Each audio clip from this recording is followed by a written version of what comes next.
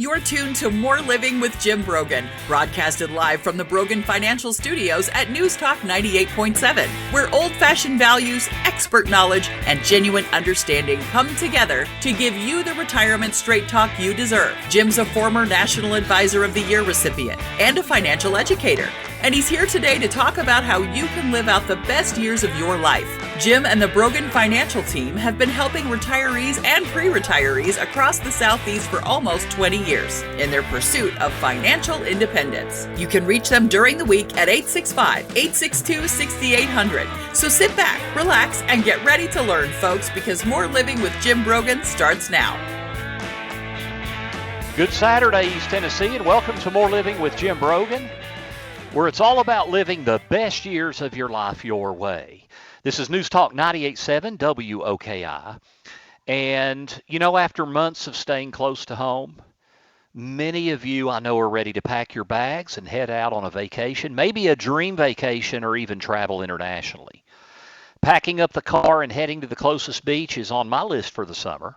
And really the idea of going anywhere besides our living room is pretty appealing. And Dee Dee and I, my wife, we love to travel. I will admit, I've really enjoyed being home more and slowing down during the pandemic, but man, I'm itching to get out and do some fun stuff.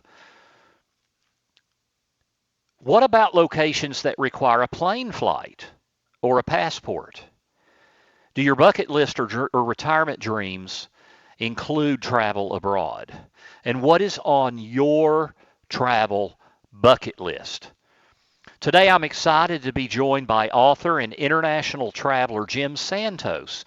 Jim has spent the past decade as a part-time traveler and blogger as he visited international locations, and he even lived abroad for a period of time. So I'm excited about hearing his journeys and learning how you can plan your next bucket list vacation. So good morning, Jim. Welcome to More Living. It's great to have you with us. Well, good morning, Jim. Thank you for having me. Yes, sir, absolutely. I love to travel, and I've done actually a decent amount of international travel. Have you always been someone who traveled from a young age, or did something inspire you once you became an adult? Yeah, not really from a young age. It was from a large family, so any kind of travel we did was everybody piled into the car and drove to another relative's. You know, so it wasn't very exciting travel options. But as an adult, got very interested in other locations and traveling overseas. And it's just kind of grown from there. Once my wife and I made the decision to try living overseas, of course, things really accelerated. Yeah, and I want to ask you questions about that. I have to mention to you when you mentioned about being in a large family. So I grew up as the baby of 4 children. So there were 6 of us, and I'll never forget. We didn't go on many vacations, but we would go to Pensacola Beach because my father's brother lived down there, and we would go every few years, and we would pile into my parents' old station wagon. And it's funny to think about today that the 4 kids, we would actually lay in the back of the station wagon and sleep on the way down and the way coming back.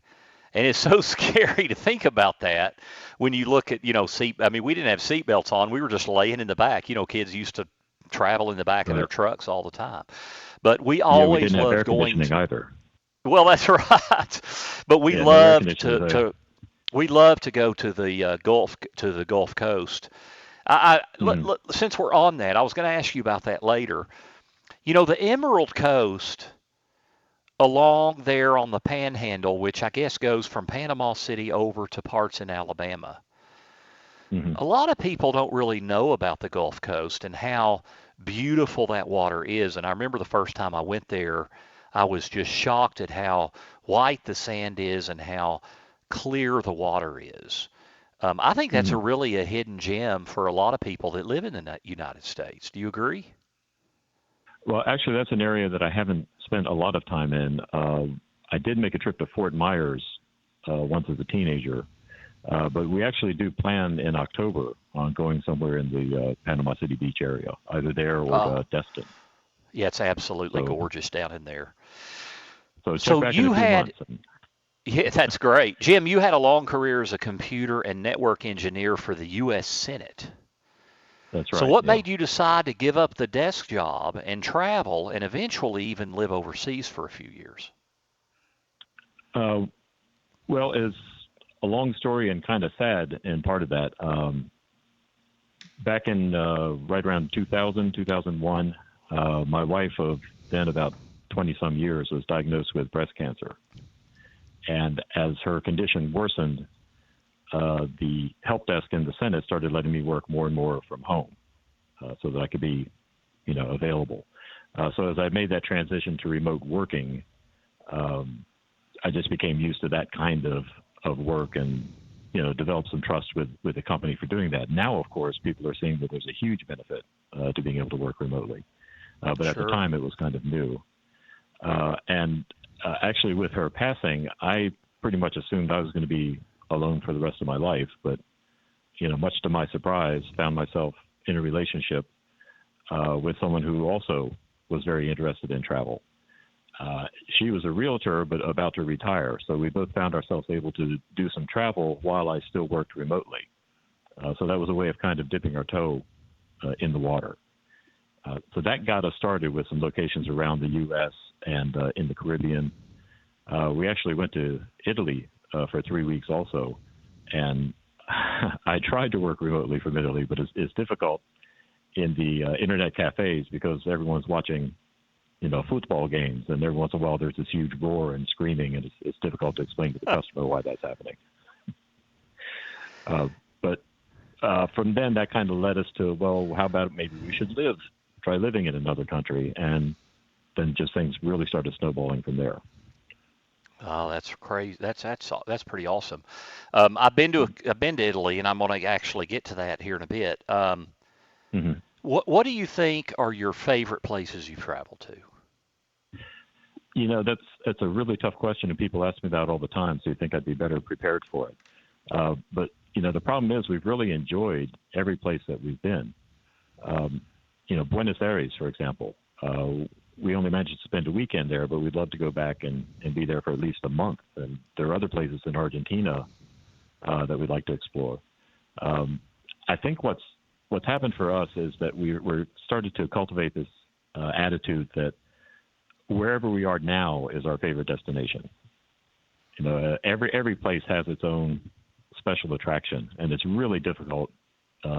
You're comparing apples and oranges, really, when you look at a lot of the places around the world. I mean, how do you compare a modern city like Buenos Aires to hiking the Inca Trail to Machu Picchu? It's two entirely different things. It's really difficult. Two entirely Well, different I love pleasures. what you said there about your favorite places where you are, wherever you are at the time. I had a music mentor of mine. I used to sing Mm-hmm. professionally and was a music major in college. That's how I met my Oh. wife, and we sang together in a group. And Mm-hmm. whenever he was asked, "What is your favorite piece of music, your favorite choral piece?" and he would say, "Whatever we're doing at the time, at the moment." And I think there's a Mm-hmm. lot of wisdom in that to embrace whatever you're doing with passion. And as you say, it's hard to compare all these things. I do want to ask you this. Whenever I go anywhere, especially in the Mm-hmm. United States, but really anywhere, when I fly back into Knoxville, Tennessee, or drive back into Knoxville, Tennessee, I'm blown away at the beauty in the valley Mm-hmm. here with the mountains, and it's so green, and we have so many different kinds of vegetation, which of course can be bad for allergies. But in its own way, I feel like East Tennessee is as pretty as anywhere. What would you say about that comment? Yes, we kind of ended up in East Tennessee uh, almost by accident. After living in Ecuador for 6 years, we had decided to try what's called a roving retirement lifestyle. You go and live 2 to 3 months at a time in different countries, and just keep moving around. However, we have 9 grandchildren and 4 kids, so we also wanted to come back to the States from time to time. So we started looking at East Tennessee, partly because, of course, the no state income tax, uh, and then also because of that mild climate. We're also very fond of the outdoors, so that easy access to the Smoky Mountains was very attractive. And once we came out and actually saw Knoxville, we just fell in love with the whole area. This really is, all the places we've been in the U.S., this is really one of the most beautiful places that we've ever been. I mean, you've got the river, you've got the mountains, you have downtown Knoxville, which has, the Tennessee Theater, and we've seen Bonnie Raitt and Bonnie Raitt concerts since we've been here in Knoxville. We've seen musicals. We've seen, comedians that you would normally see on television. So we really enjoyed being stuck here in Knoxville. Now, our plan was we were going to come here, stay a few months, and then start traveling. And then, of course, COVID shut everything down. But it's a beautiful place to be. It really is. And the culture here, it's got a small town feel, but yet we've got a lot going on. The culture, we've got the Knoxville Symphony, which is a top grade symphony. Mm-hmm. We've got all the things going over that are driven through UT. We've got sporting events. We've just got so many great things. Tell you what, Right. Jim, we're going to get to our first break, and we come back. I want to talk about some of the places you have been to that stand out. And I want to ask you some specific questions. South America, the Galapagos Islands, and I kind of want to get into some of that kind of fun stuff of what makes those places unique. So please stay with us as we visit with Jim Santos. This is More Living with Jim Brogan. We're talking about bucket list vacations and living abroad. Stay with us here on News Talk 98.7 WOKI.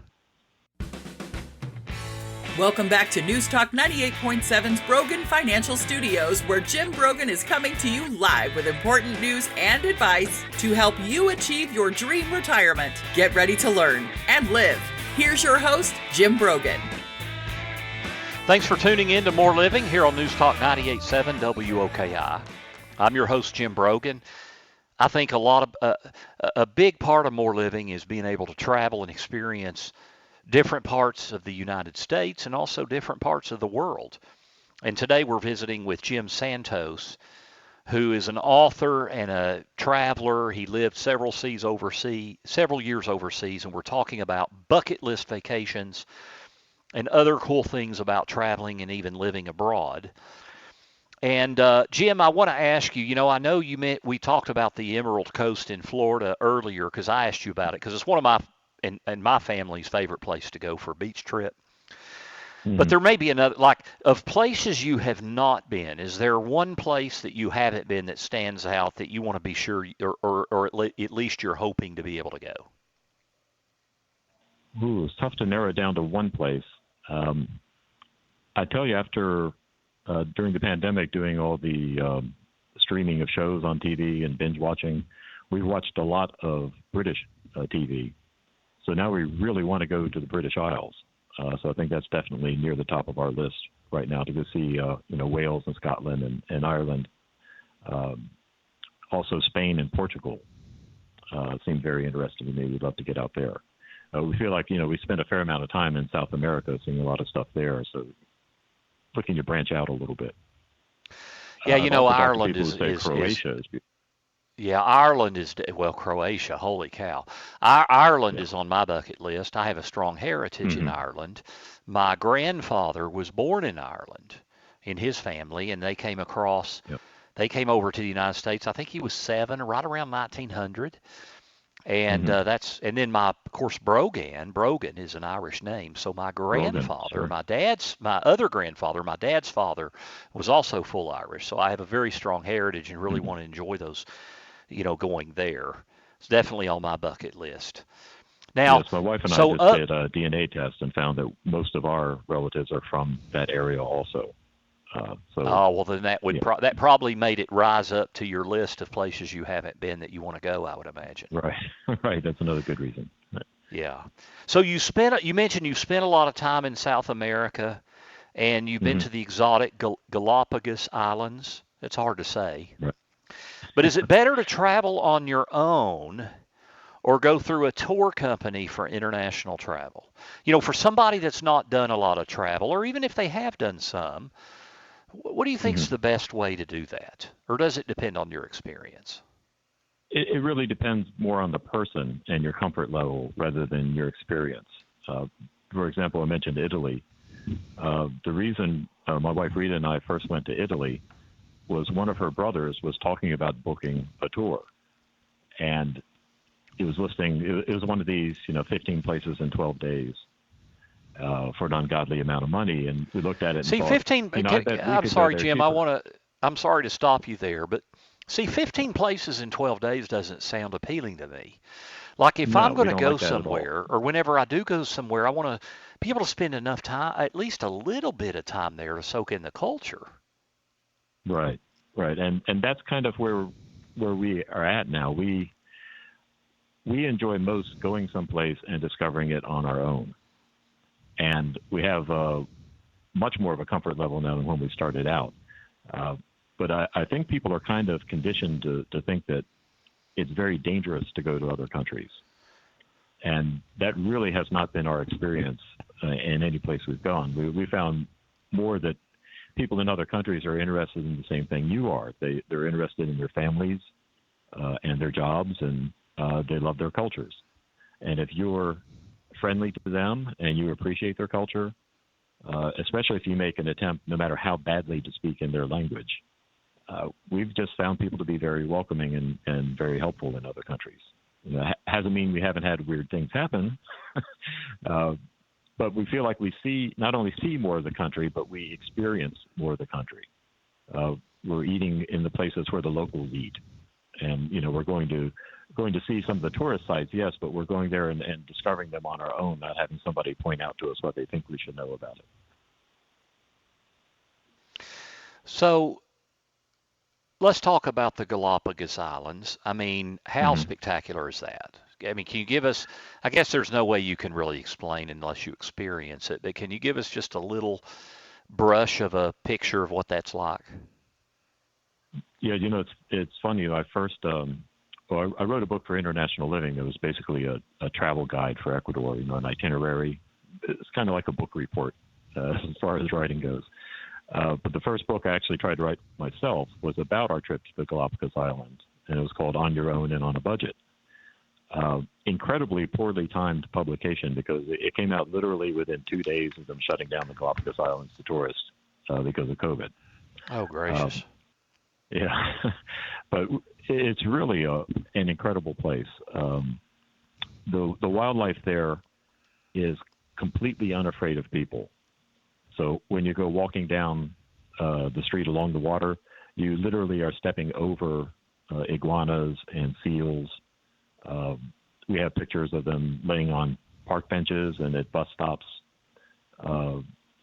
It's really not like you have to get a tour to go out and see the animals, because the animals are all over the place. We saw a blue-footed booby while we were eating lunch when we first arrived at the islands. And it's really easy if you start taking hikes on some of the trails around the islands. You don't have to go very far at all before you get that sense of what it must have been like when Darwin and those ships first arrived there. Very primitive landscape. And it's surprisingly sparse. You expect with all these animals there that it would be just a really lush environment, but it's not. It's actually a fairly forbidding place. There's a lot of drought in some of the areas, not a lot of variety in the vegetation. So the variation of the animals is more because it's such a harsh environment rather than it's a lush environment. I wouldn't have expected that. I would have expected it would be lush. And Yeah, maybe that's we were because really surprised by that. Yeah. Well, hey, have you been to Hawaii? Yes, I have several times. Which islands have you been to? I've been to the Big Island and to Kauai and also to Oahu. So I've been to the Big Island and I've been to Maui. Mm-hmm. And it was interesting. Big Island is one of my very favorite places I've been, and I've only been one time, and I really want to go back. It's amazing because, we have 15 climate zones in the entire world, from desert to mountains and everything, and rainforest and everything in between. And on that one island, we have 10 climate zones on one island. It's unbelievable. But the reason I thought of the Big Island when you were talking about that is we had never been, and I think it was 2010, 11 years ago. I think that's right. And we were going to a conference, actually, we being my wife and I. And we were on the airplane flying in to Kona. And this guy on the airplane, I'm glad he prepared me. And he said, you're landing in. You're going to feel like in hell, right? He said, I just want you to be aware you're going to feel like you're landing on Mars. Right. Because of all the lava rock. It's just so barren and sparse. And I wasn't prepared for that. And I was actually glad he told me, or I'd have been like, holy cow, what is this? So, and actually, one of my very favorite places I've ever been, when you ask me my top 3 or 4 things that stick out in my mind as places I've been, one of the ones that jumps to the very top is the north coast of the Big Island. We did, my wife and I rented a Jeep, and we took the top down, and then we regretted that because then in part of the drive it got cold. But we took the top off, and we drove up to the north side of the island, and we went all the way over and then did a volcano tour there near was it Hilo, I guess? And we were on the north coast. We went down into this little area that was where there used to be a schoolhouse down there that got wiped out by a tsunami in the 1940s. And the whole village got knocked out, and they ended up moving the village up to the top of the cliffs. And there's really not a beach there. It's just all this rock. But we drove down there right onto the ocean level. And I will just never forget it as long as I'm alive, standing there and looking at those waves crashing into the rocks and looking at these huge cliffs up to the right, almost like you see in the movies. And it's one of the most spectacular places I've ever been. Yeah, did you hike through the lava tubes? We did not. We had one day that was completely free on this at this conference, and so we ended up doing a helicopter tour of the volcano. So we weren't able to spend a lot of time. And it was a working visit, right? Pardon me? It was a working visit rather than a vacation. Well, it was it was a combination of working and pleasure, but there was enough work there that we weren't able to really get out and spend, we weren't able to spend 2 days, doing the volcano or whatever. But that place is just so unique, it really stands out to me. Have you been up to the north coast of the North Island? Yes, we were all over the Big Island, actually. I think we pretty much circled the Big Island. Tried to get up to the observatory, but by the time we got there, the sun was almost setting, and you had to wait a while to acclimate to the altitude. And then they were only allowing Jeeps to go up from that point because there was snow. Well, and here's an interesting trivia question, Jim. From base to summit, what is the tallest mountain in the world? From base to summit, not elevation, but from base to summit. Actually, in Ecuador is Chimborazo. They hike Chimborazo as the tallest. The top is farthest from the center of the earth. Furthest from the center of the earth. Because my understanding is the mountain there in the Big Island where they have the observatory is the tallest from base to summit, because the base is like... Mauna Kea. Right. At least that was my understanding when I went. And what's amazing is you can drive there. I mean, we were at the beach in bathing suits, get in a car, and an hour and a half later, you're at 15,000 feet and having trouble breathing and putting on different layers, and you could keep going. You can drive all the way up to the top there. So, yeah, it's just an amazing place. Hawaii is one of the places we actually considered moving to. Oh, yeah. Yeah. Well, that's interesting. But of course, when people are listening, saying, "Well, Mount Everest is the tallest mountain," well, the base of the mountain at Everest is over 17,000 feet. The base at the mountain in the Big Islands were like below sea level, right? Right. It's pretty amazing. Yeah, with Chimborazo, that's their thing, because the Earth swells a bit at the equator because of the rotation. So when you're at the equator at sea level, you're actually farther from the center of the Earth than say we are in Tennessee. So that's why they say Chimborazo is the tallest mountain if measured from the center of the earth. So I guess there's always a gimmick. I guess so. That's right. I tell you what, we're visiting We're visiting with Jim Santos and talking about bucket list vacations and living abroad. When we come back, I want to talk about how you prepare for travel. You know, how do you pick a spot? How do you prepare for the places you're going to visit? How do you even pack? And then what about the challenges of COVID-19? So please stay. We'll also have our dollars and cents segment where I'm going to talk about the danger of using the word bonds and fixed income synonymously. So don't go away. You're listening to More Living with Jim Brogan here on News Talk 98.7 WOKI. Welcome back to News Talk 98.7's Brogan Financial Studios, where Jim Brogan is coming to you live with important news and advice to help you achieve your dream retirement. Get ready to learn and live. Here's your host, Jim Brogan. Thanks for tuning in this Saturday to More Living with Jim Brogan, where it's all about living the best years of your life your way. This is News Talk 98.7 WOKI, where we come to you every Saturday, both at 9 a.m. and again at 3 p.m. You can also check out our podcasts, where you can get all of our latest shows at broganfinancial.com. Click on radio. We're visiting with Jim Santos, who's an author, traveler. He's lived abroad for several years. And we're going to get into a little bit more of how you prepare for travel to maximize your experience. Before we get back to Jim, however, it is time for dollars and cents. Want to be sure you are getting the most out of your retirement? For all the years of your retirement?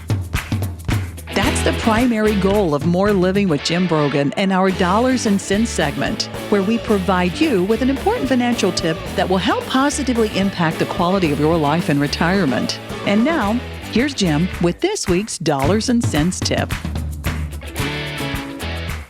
Is it dangerous to use the word bonds and fixed income interchangeably or synonymously?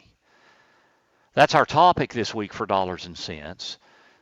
You know, I can't tell you how often I have people come into my office and they show me their statements, and their bond funds, their bond portfolio is called and labeled fixed income. And that creates a lot of challenges and a lot of problems. So let's talk about first the difference in an individual bond and a mutual fund that buys bonds. You know, if I have a bond with Coca-Cola that matures in 5 years, let's say I've got $10,000 worth, 10 bonds. Then what that means is in 5 years, when my bonds mature, Coca-Cola is going to guarantee me $10,000. They're going to give me my principal back. So what I'm basically doing is I'm loaning money to Coca-Cola, and they're going to pay me interest every year. Usually every 6 months, they're going to pay me a dividend. And then in 5 years, let's say it's going to mature in 5 years, they're going to pay me my principal back. Now, you may have heard that bond values and interest rates move in an opposite direction. And it's very important to understand in this world we live in today. Because think about that. What that means is if interest rates go down, bond values go up. But if interest rates go up, bond values go down. So here's what that means. If I own a bond, if I own $10,000, 10 bonds in Coca-Cola that mature in 5 years, if interest rates go up today, if they go up over the next year, the value of my bonds on paper, of my Coca-Cola bonds, is going to go down. However, when it matures, it's going to be worth $10,000. So as we get closer to maturity, those bonds are going to come back up. And at maturity in 5 years, they're going to be worth $10,000. It is guaranteed by Coca-Cola. Now, anytime you look at guarantees, you've got to look at who's backing the guarantee. There's no insurance for something like a corporate bond with Coca-Cola, but I think it's safe to say Coca-Cola will probably be around a lot longer than I will be. So as long as they can meet that obligation, my money is protected. So I would call that a safe money investment. I have protected principal. Now, by contrast, a bond mutual fund buys bonds like Coca-Cola. The problem is that bond mutual funds don't hold typically bonds until maturity. They are constantly buying and selling bonds. So what that means is if interest rates go up and my bond values go down, they're constantly buying and selling the bonds, so I have no guarantee or assurance that that principal value will ever come back. And that's especially important to understand in today's world, because many financial companies, when they put on their statement fixed income, they put on there, they include bond funds, traditional U.S. bond funds, and usually the duration of those bonds is usually 5 or 6 years. The problem is there's a pretty decent interest rate risk to the bonds. And it is not a safe investment. The Coca-Cola bond, I would say, is a safe investment because I have guaranteed principal in 5 years. But the bond mutual fund is not safe because there's no assurance of principal guarantee in the future. So the challenge in today's world is interest rates are very low, And the value of bonds in a portfolio is they help hedge risk. You know, when people are concerned about the stock market, when the stock market's volatile or going sharply down, people are rushing to the safety of bonds. So in the short term, bond funds help add a little bit of stability to your portfolio. The problem is, while that helps in the short term and the long term, in today's world of historically low interest rates, I think that's going to be a disaster, to be quite frank. I mean, think about it. Either interest rates will stay, there's only one of two things that can happen. They either stay really low or interest rates go up, in which case bonds do even worse. And if interest rates stay low, bonds aren't paying much. So using traditional bond mutual funds to hedge risk or even for income could be very dangerous in this world that we live in today. So instead, you should hedge risk differently for the next 20 years than what's been done for the last 20 years. And you have to be very careful with that.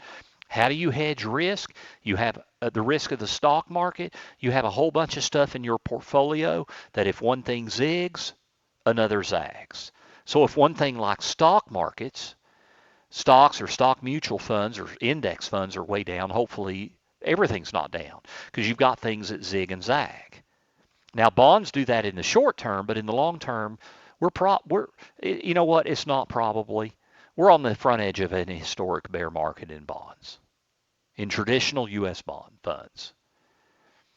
Now, it may be an historic bear market, depending on where interest rates go in the future and where inflation goes. And I know a lot of you are concerned about inflation. But instead, you should be hedging risk with more diversification. That 60-40 or 70-30 mix of stocks and bonds or stock and bond funds is probably not going to be very effective in the future because of the drag of the performance of the bond funds. So instead, I think you need more diversification, things like commodities, energy, natural resources, non-traditional bonds, bonds that have adjustable interest rates, kind of like the difference in an adjustable rate mortgage and a fixed rate mortgage. So if interest rates go up, the bonds charge more interest automatically, and so they can increase in value as interest rates go up instead of being stuck and losing money when interest rates go up. So in today's world, you need in my opinion, you need a completely different approach to diversification and income in today's world. That's our Dollars and Cents segment for this week. You can find this week's Dollars and Cents segment and others by visiting BroganFinancial.com. Do please check us out at BroganFinancial.com. We've got a lot of great resources. If you click on the resource tab, I'll tell you what, we've got a guide, Tax Planning for the New Age. I know many of you are concerned about the future of our income tax brackets and our tax system in the United States. I talk about those issues and many more in that tax guide. I've got many other guides. You can also sign up for our e-newsletter that goes out every week. and it provides links to other content I've provided on the radio show on Dollars and Cents, my Retirement Minute segment that runs every week on this station on WOKI, and many, many other things, blogs and video blogs. We're visiting today with Jim Santos and talking about traveling. He's an author. He's authored several books. I'm going to get into his books here in our last segment, but I do want to ask you quickly, Jim, when you're choosing a travel destination and preparing for that, how can you pack appropriately? What's the balance between being careful you don't overpack with making sure you have everything you need? Mm-hmm. Well, first of all, I need to point out that the internet has really revolutionized travel planning.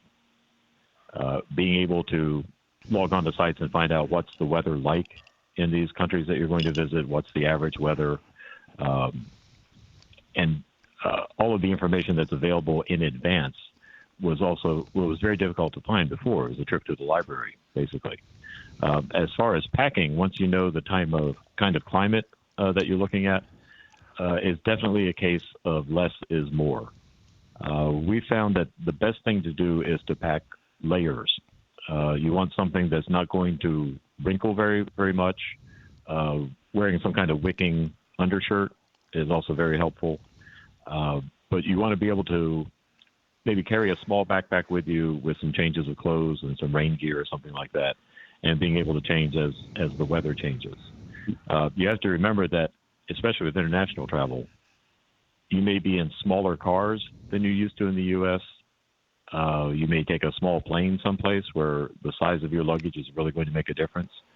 A lot of times the hotels in these places do not have elevators unless it has more than 7 or 10 floors. So you'll really appreciate not having a lot of luggage to lug around as you're traveling. Yeah, it's funny. I mentioned earlier, Jim, in the show that I used to sing professionally with my wife, and that's how we met. Mm-hmm. And we actually traveled most of my travel really up until the last 10 years was really through that group back when I was in my 20s. And the director, it was kind of funny, the director of the group, there were 16 of us, and we did a variety of music, but it was a choral group. And he would always tell us, hey, you can bring whatever you're allowed to bring based on the airlines, but whatever you bring, you're carrying it. Right. And my wife and I learned a lot about traveling with that. Now, we were in our early 20s, so I guess people, today should understand that if they're in their 50s or 60s, right? Well, remember, you also may find things there that you want to bring home. So you have to leave a little room in your baggage for the return trip. By the way, mentioning baggage, with overseas travel, it's a good idea to make copies of the photo page of your passport and put one in every bag. Also, maybe take a picture and store it on your phone or scan it and keep it on your phone. If you have that information in your bag, then if you lose your bag or have trouble at the airport, it's a lot easier to identify it. It's hard for someone to say their bag. That is great advice. That is great advice. My wife and I have done that since we got married. Yeah. We've always had copies in our bags and on our person and today that would be pictures on our cell phone. Tell you what, we're going to get to our last break. We're running a little bit over, but when we get back, I want to talk about Jim's books about Galapagos Islands, the Inca Trail, Peru, and his latest book. So please stay with us because you won't want to miss this about these areas in south of the equator. So stay with us. We're visiting with Jim Santos. This is More Living with Jim Brogan on News Talk at 98.7 WOKI. Welcome back to News Talk 98.7's Brogan Financial Studios, where Jim Brogan is coming to you live with important news and advice to help you achieve your dream retirement. Get ready to learn and live. Here's your host, Jim Brogan. Thanks for tuning in. This is More Living here on News Talk 98.7 WOKI. We're visiting with Jim Santos. We're talking about bucket list vacations. Jim, we're going to have to be kind of quick in this segment. I've been running a little bit over, but first off, I want to ask you, language barriers really intimidate people and can certainly be an issue when you're headed somewhere that doesn't speak English. Should we be Right. brushing up or preparing, is Spanish the easiest language to be universally, I mean, how should we prepare for the language barriers? Yeah, that was. I've given a lot of talks at conferences for people who are considering expat life, and that's the number one thing that people are concerned about: is am I going to have to learn a new language? And I took French in high school, learned a little bit of Italian before we traveled to Italy, and then picked up a fair amount of Spanish from living there for 6 years. I'd have to say Spanish is fairly easy to learn. You'll find most languages are much less complicated than English. The rules for pronunciation are more formal, and there are fewer exceptions. So even if you can't understand it, it's easy to read something and pronounce it. So if you're using a translator or something, you can still make yourself pretty well known. Personally, I feel like it's a great idea to try to learn even a little bit of another language. If you can just learn what are the kindergarten words, please and thank you, and where's the bathroom, you're welcome. Some basic numbers and colors. Even if you just know that much, you'd be surprised how much it lubricates things in dealing with people in other countries. That's good advice. Hey, Jim, you've authored 6 travel books, including guides on Buenos Aires, the Inca Trail, the Galapagos Islands, and Peru. Now, your latest is Living Abroad, Challenging the Myths of Expat Life. Now, we've only got about a minute or so left here, Jim, but what are the highlights you could tell us about your book? And how can we get your book and find out more about your blogging? How can we follow Jim Santos? Okay, well, important things first. It's jimsantosblog.com, pretty easy to remember. It's where you can find my blog, and there are links from there to the books, but they're all available on Amazon. If you go to Amazon.com. And that's Santos, right. Santos. Right. Amazon.com/author/Jim Santos, all one word, would get you there. But let's say jimsantos.blog or jimsantosblog.com will get you where you need to go there. But the idea behind the Living Abroad book was, I've written over 200 articles about expat life and travel overseas and retirement overseas. Get a lot of email from readers, and at these conferences, I've talked to a lot of people. And there were a lot of questions and misconceptions about expat life. So I wanted to take a look at those. So each chapter deals with a particular question or myth about expat life. And, my point is, I state early in the book, I'm not trying to convince people they should live overseas. In fact, a lot of people shouldn't try to live overseas. It's not a how-to or a why-to. It's just, here is what the truth is we've experienced it, and now you can make up your own mind whether you think this is something you want to do. So that's Jim Santos? That's Jim Santos. Sorry, Jim, we're out of time. Check us out. Check him out online. Thank you for tuning in to More Living. We're right here on News Talk 98.7 WOKI. Have a great weekend. The views expressed by Jim Brogan and his guests are not that of Cumulus Media. Any discussion of financial, legal, and tax planning strategies is not intended to be individualized advice and is general in nature. Always consult with your advisor for advice specific to your needs. This program's content does not represent a recommendation of any particular security, strategy, or investment by Jim Brogan or Brogan Financial Incorporated.